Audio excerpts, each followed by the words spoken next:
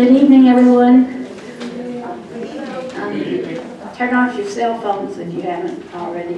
I know some of you have been using them.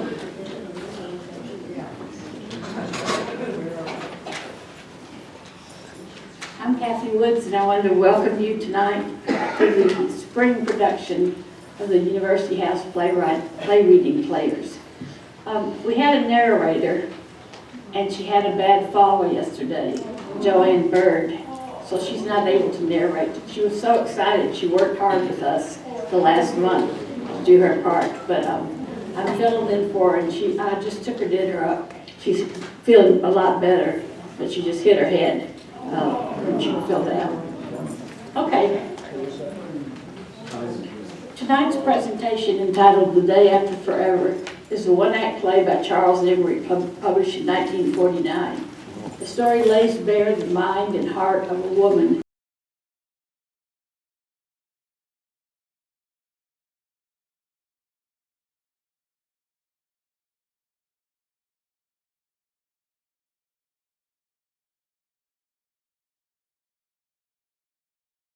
his own child.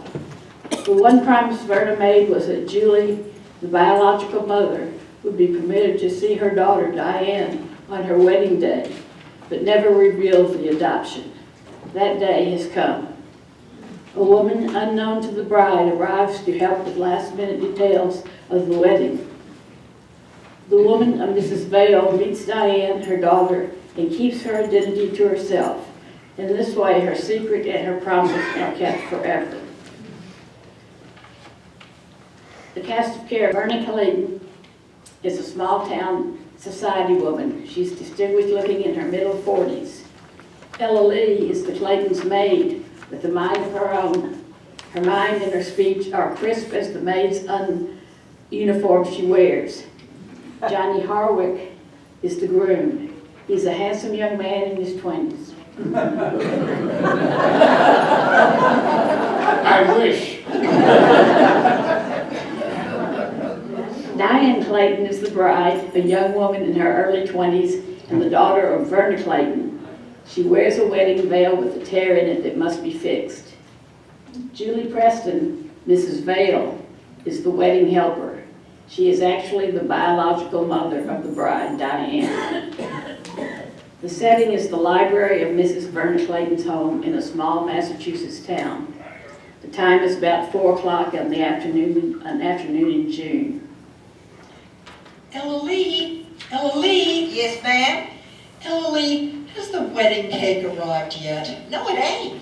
Ain't very much time, neither. Only half an hour before the wedding. Almost all of the guests have arrived. I ain't seen Miss Diane yet. You promised I could wish her happiness before the wedding. You said... I know. You'll see her. Now look, Ella Lee, I want you to call Crimson's Bakery and tell them to get that cake here immediately. Tell them the reception is going to be held right after the wedding. And the ceremony is only half an hour away. Yes, ma'am. I'll tell them, and no fooling about it either.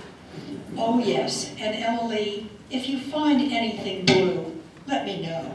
Ain't nothing blue with me, ma'am. I'm happy as a tadpole. I mean anything blue for the bride. Diane has something old, something new, something borrowed, but she hasn't anything blue. I got a blue garter, ma'am. See if you can think of something else. Well, I can. I got 2 garters. Only, come to think of it, I'm in need of a only pair I got. I got them on. Ain't that aggravating? Has that woman arrived yet? What woman's that, ma'am? Mrs. Vale. No, she ain't, ma'am.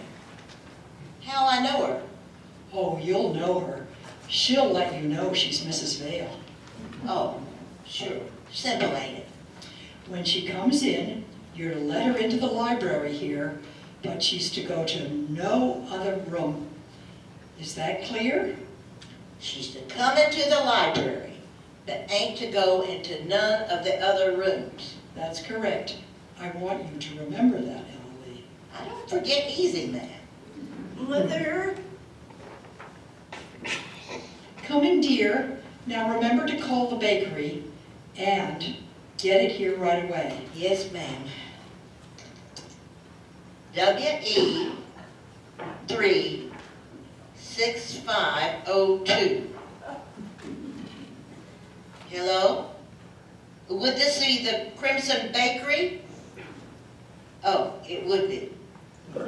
Well, this would be the Clayton residence. And we would just be wondering what happened to that wedding cake. Well, that wedding's in a half hour and we ain't sending the guests down there for it. You just better get it up here or the Crimson Bakery will really be crimson. Anybody would think I didn't have a kind heart.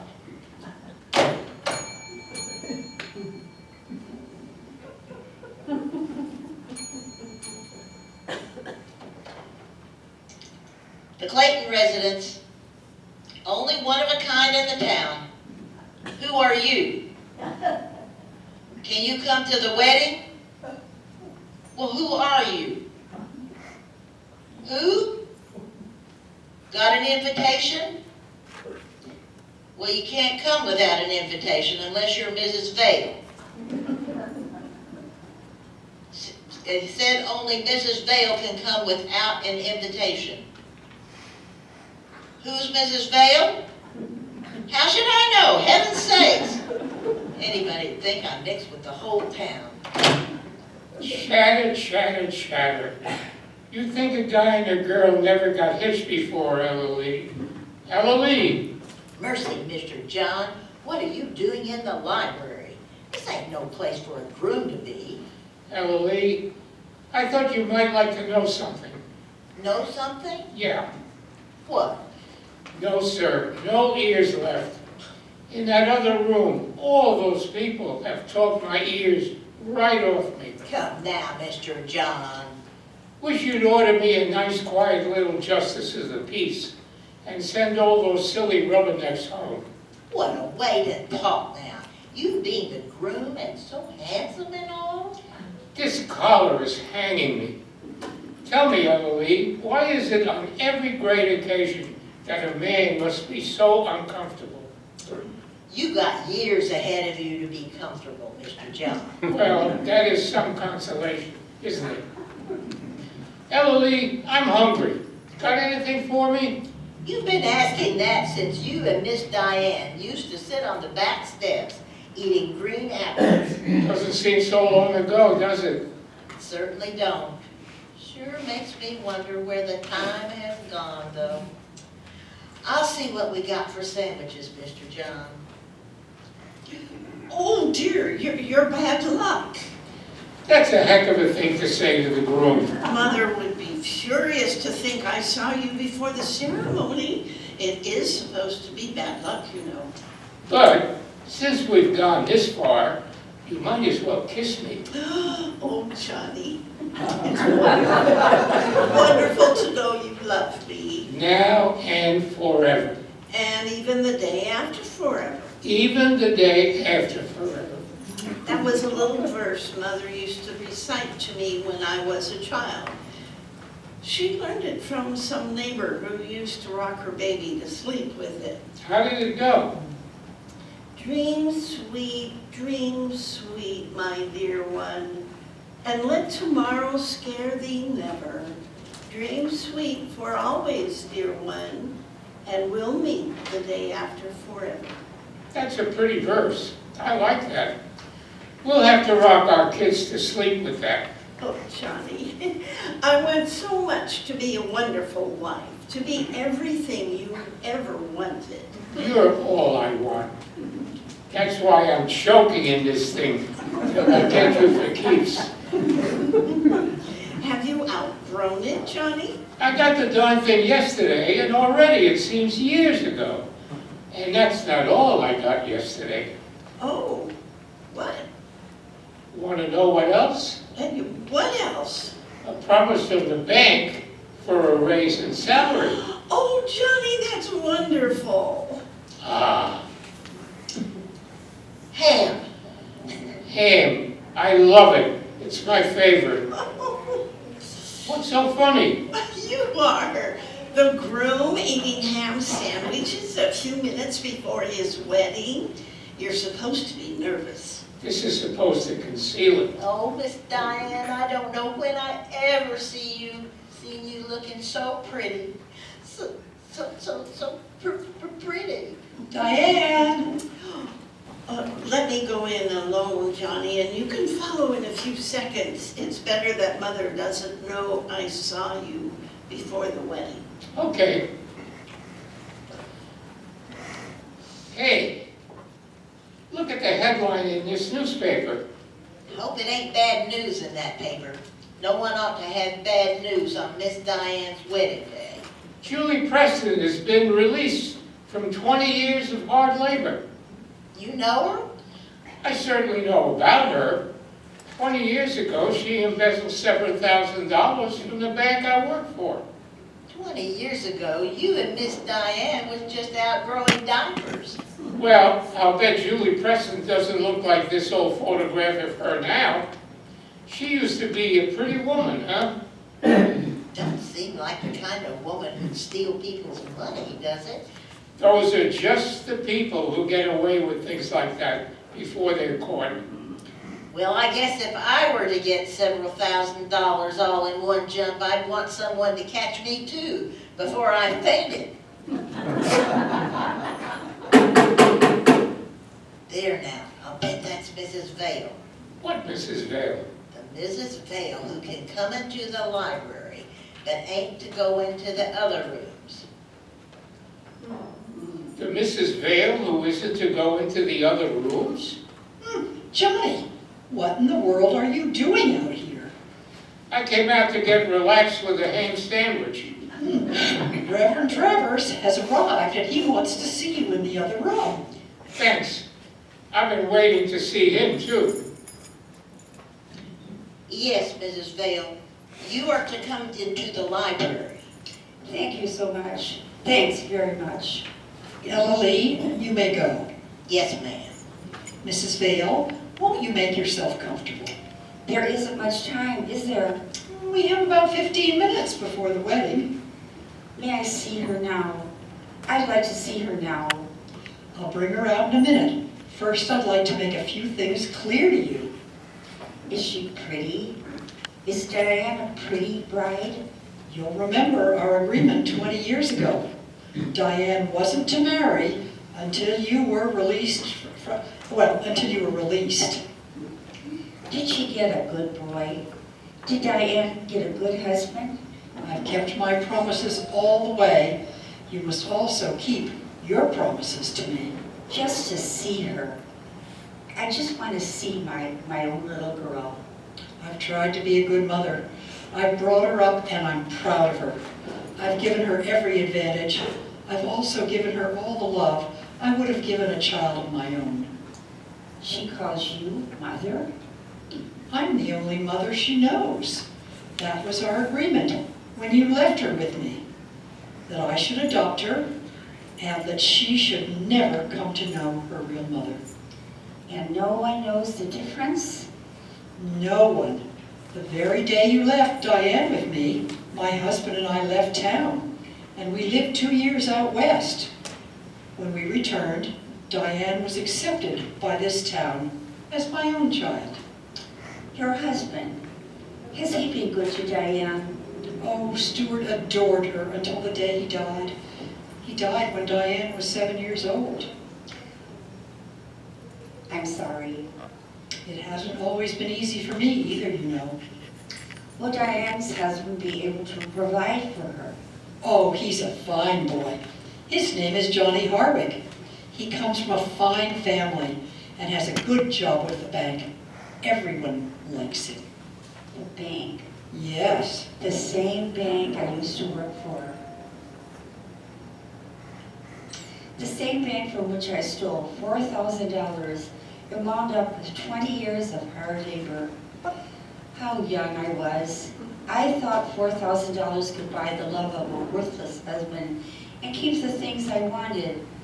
How dearly I paid for my mistake. No one but I will ever know. You shouldn't look back. You shouldn't.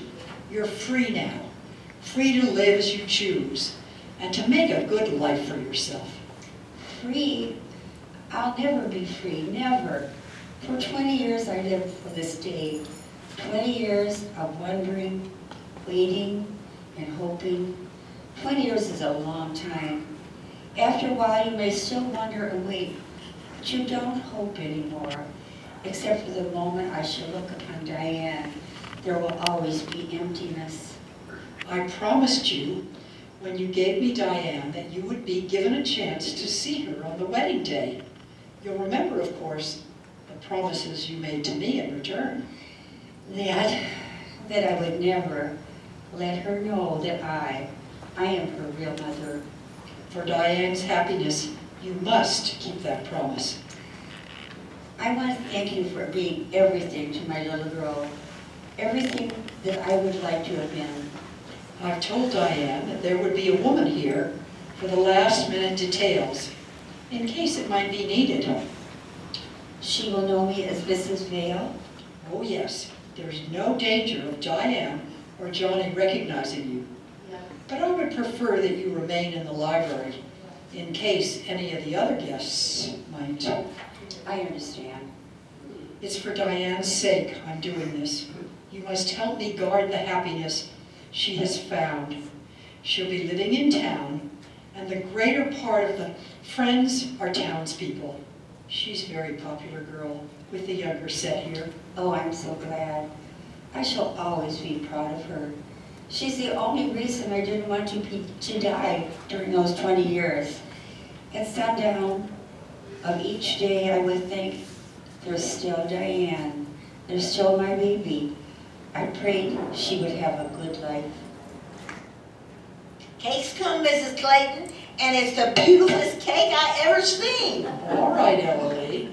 Ain't no one going to leave the reception hungry with a big cake like that. It's got my own sweet tooth perspiring already. All right, Emily.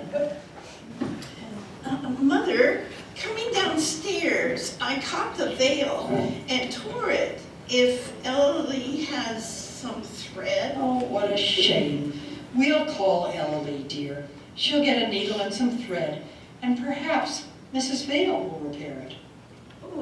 Oh, you're Mrs. Vale. Yes, I'm Mrs. Vale. And you're Diane? Yes, Mother said you were going to have you here in case of some last-minute catastrophe. Mother is a very far-looking woman. She's always looking ahead for me. It's very nice of you to come, Mrs. Vale. Emily, Yes, ma'am? Mrs. Vale wants a needle and some thread. Yes, ma'am. I know just where they are. Won't be 2 zips of a kangaroo's tail. It's not too noticeable, but you'll certainly feel better if we fix it. Yes, I certainly shall. And Eloise never misses a trick, and she has an end seat along the aisle. We shall fix it so that Aunt Louise will have nothing to say except what a beautiful bride you are. The handsomest of the groom puts the beauty of the bride to shame. I shall never believe that. You'll have to see him. I should very much like to see the groom. Mother, I thought Mrs. Vale should stay to the reception and meet all the people, don't you? That's very dear of you, but I am afraid I have to leave when the ceremony begins. Oh, that's too bad. I wish you could reconsider. It's all threaded. Say, I'm getting blind as a bat. Every time I try to get the thread through, the needle jumps a mile. Thank you, Emily. Reminds me of the time I used to visit my grandmother, and Thank you, Emily. thanks be to you, ma'am. Poor Ellie. She's worked for Mother since I was 7 years old, Mrs. Vale. It was Mother who taught me to be a lady, but it was Ella Lee who kept me out of mischief. If I had a little girl, I'd thank Emily for that. You haven't any children, Mrs. Vale? Well, I had a little girl, but I lost her when she was just 6 months old. Oh, I'm terribly sorry. If that had happened to me, I think I would want to die. We can't challenge Providence. Perhaps it was for the best.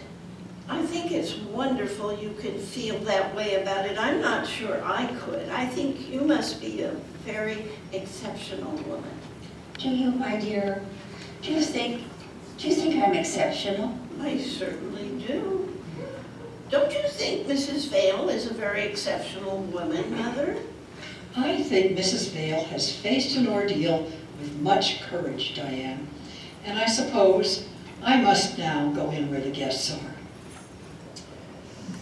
Don't you think my mother is a wonderful woman, Mrs. Vale?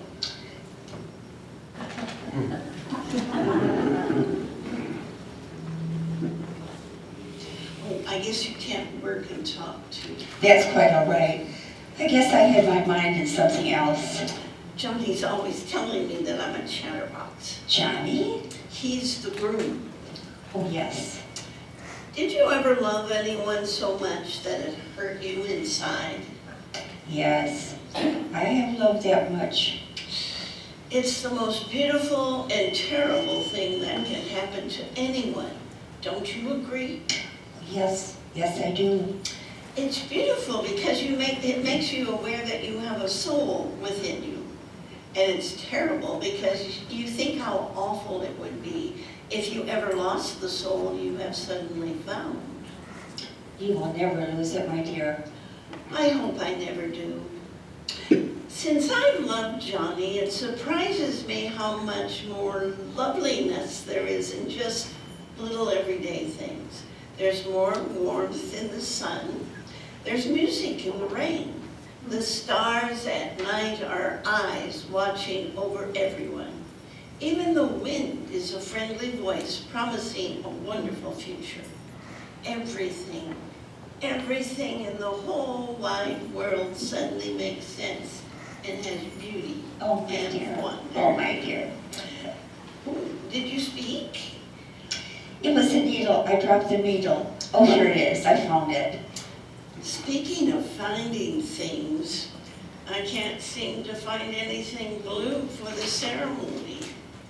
I have a little blue clasp in my pocket. It's just a cheap one, but perhaps you would like to wear it where it wouldn't show. Oh, that's wonderful, Mrs. Vale. I'm sure I could. I've always kept it with me whenever I happen to be. It's something my little girl liked to touch and look at when she was just a little baby. Oh, it's lovely. It's so nice of you to let me borrow it. I promised to give it back to you right after the ceremony. Oh, I forgot. You won't be here then, will you? Will you leave your address so I can mail it to you? You may keep it if you like. Oh, but I couldn't do that. It must be one of your prized possessions.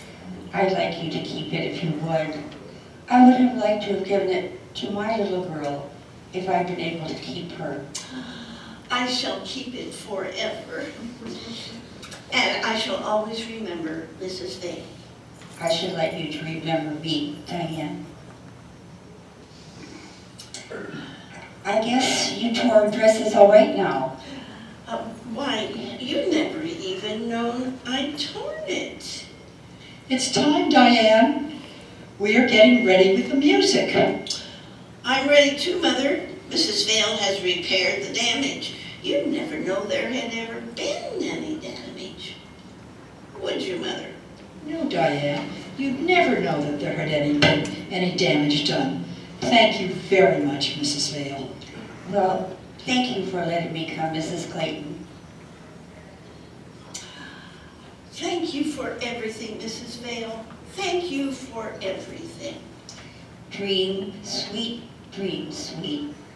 and let tomorrow scare you never. Dream sweet for always, dear one, and we'll meet the day after forever. Curtain.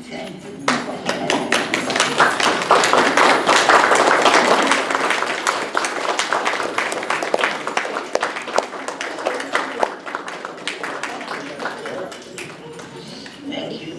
Thank you all for coming.